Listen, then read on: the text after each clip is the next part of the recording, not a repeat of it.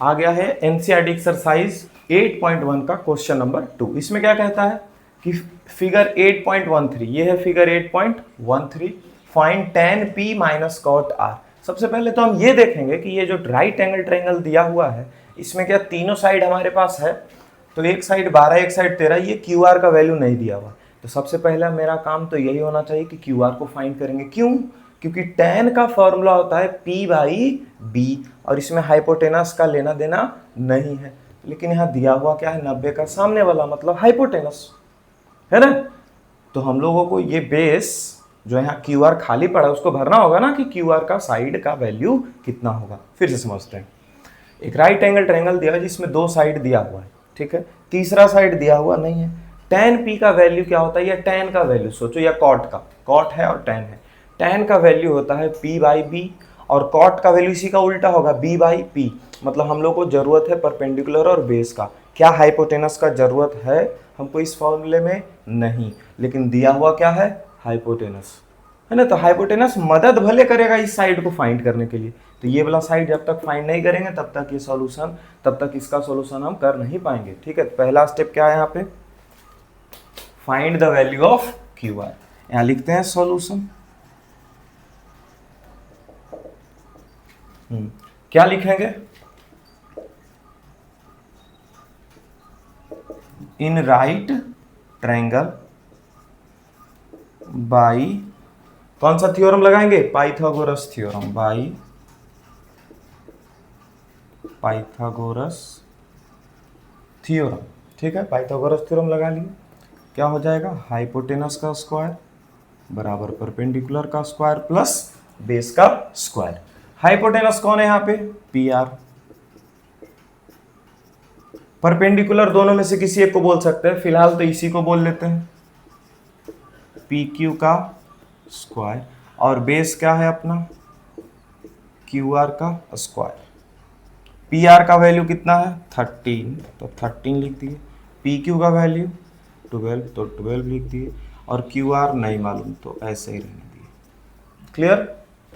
13 का स्क्वायर मतलब 169, implies that का साइन लगाएंगे। 12 का square 144 plus Q R square. ये क्यू आर का वैल्यू हम लोग को फाइंड करना है, 144 इधर प्लस में, इसको इधर भेज देंगे तो क्या हो जाएगा, माइनस में। 169 माइनस 144 बराबर क्या बन गया, क्यू आर स्क्वायर। घटाओगे तो आ जाएगा 25 बराबर क्यू आर स्क्वायर। स्क्वायर को हटाते हैं, पिछला क्वेश्चन में भी ऐसा देखे हुए कि स्क्वायर को हटाते हैं तो दूसरे साइड पे अंडर रूट चला जाता है। तो यहाँ क्या चला गया, अंडर रूट। अगर अंडर रूट चला गया तो यहाँ से स्क्वायर अब हट जाएगा। 25 किसका स्क्वायर होता है, 5 का, यानी कि क्यू आर का वैल्यू क्या आ गया, 5 सेंटीमीटर, ठीक है। अब फाइंड करते हैं कौन सा, tan p या फिर cot r। यहाँ पर सबसे पहले तो यहाँ पे ये वाला एंगल है r के हिसाब से, कौन सा एंगल है यहाँ पे, r। तो यहाँ पे cot वाला ही फाइंड कर लेते हैं, cot r फाइंड कर लेते हैं। क्या फाइंड कर लेते हैं, cot r। cot का फॉर्मूला क्या हो जाएगा, बेस बाई परपेंडिकुलर। अच्छा, r के हिसाब से बेस कौन होगा, r के हिसाब से सामने वाला तो परपेंडिकुलर हो जाएगा और ये वाला क्या हो जाएगा, बेस, क्योंकि ये तो हाइपोटेनस फिक्स है भैया, ठीक है। ये क्या हो जाएगा, परपेंडिकुलर, और ये क्या हो जाएगा, बेस, यानी कि बेस क्या है, r के हिसाब से क्यू आर बटा परपेंडिकुलर कौन है, पी क्यू। क्लियर। अब cot r बराबर क्यू आर का वैल्यू कितना आ गया है, 5 बटा पी क्यू का वैल्यू कितना है, 12, मतलब cot r कितना आ गया, 5/12। अब tan p फाइंड करना है, तो हम लोग को ऐसे नहीं आता, ऊपर p रहेगा तो हम लोग फाइंड नहीं कर पाते, ठीक है। तो एक ट्रायंगल यहाँ पे बना लेते हैं फिर से, ठीक है। यहाँ पे 90 डिग्री q है तो यहाँ भी q। यहाँ इस बार r नहीं लिखेंगे, ये r यहाँ पे नहीं लिखेंगे, हमको tan p चाहिए तो यहाँ पे p लिख दिए, तो r कहाँ चला जाएगा, यहाँ पे। अब क्यू आर का वैल्यू कितना है, 5 सेंटीमीटर। क्यू आर छोटा बड़ा लग रहा है, उससे हमको मतलब नहीं है। क्यू आर का वैल्यू कितना है, 5 सेंटीमीटर। पी क्यू का वैल्यू कितना दिया हुआ है, यहाँ पर देखो तो पी क्यू दिया हुआ था 12 सेंटीमीटर, तो यहाँ 12, और पी आर तो हाइपोटेनस ही है तो ये 13 सेंटीमीटर। अब इस P के हिसाब से, इस एंगल P के हिसाब से परपेंडिकुलर कौन सा हो जाएगा, ये, और बेस कौन सा हो जाएगा, ये। क्लियर है? अब क्या निकालना है, tan P। क्या निकालना है, tan P का फॉर्मूला क्या होगा, P बाई B। अच्छा, P किसको बोल रहे हैं, P का सामने वाले को, मतलब RQ को। किसको, RQ को QR भी लिख सकता है।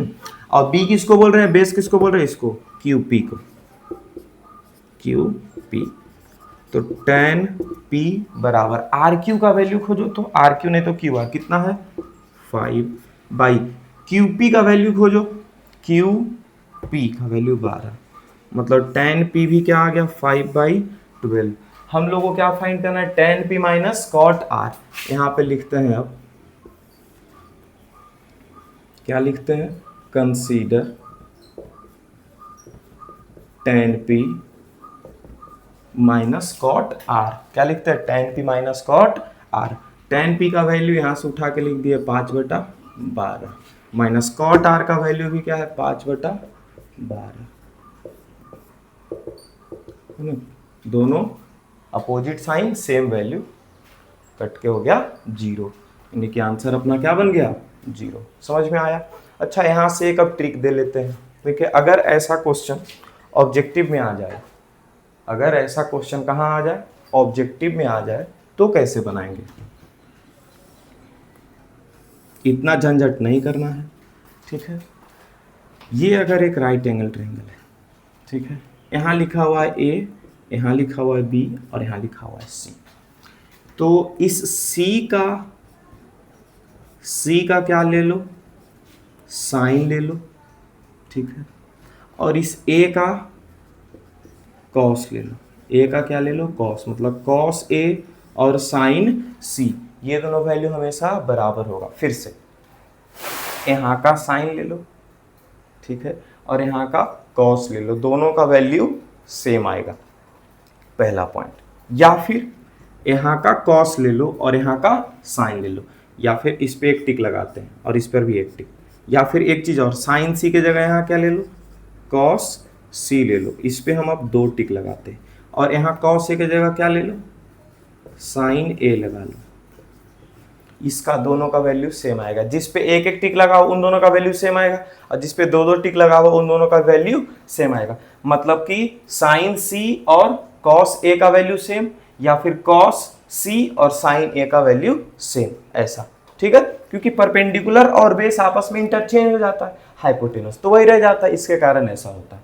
और देख सकते हैं, ठीक है, और देख सकते हैं किसमें, उसी तरह से यहाँ पे क्या रह जाए, tan C रह जाए एक जगह पे, और यहाँ पे cot A रह जाए। tan और cot का फॉर्मूला सेम है, P/B है और B/P है, जिसमें भी P और B पे खेल है, ठीक है, ठीक है, P और B पे खेल है वो सेम हो जाएगा, ठीक है। तो यहाँ पर क्या है, यहाँ का अगर tan A है और यहाँ का क्या है cot C, यहाँ tan C और यहाँ cot A, या फिर यहाँ cot C और यहाँ tan A, दोनों वैल्यू सेम रहेगा। वही चीज देखो यहाँ पे, यहाँ का P पे क्या दिया हुआ है tan, और R पे क्या दिया हुआ है cot, एक जगह का tan और एक जगह का cot, दोनों का वैल्यू सेम आएगा, इसीलिए दोनों को घटाया गया तो आ गया आंसर 0। ठीक है, क्लियर है? मिलते हैं नेक्स्ट क्वेश्चन के लिए।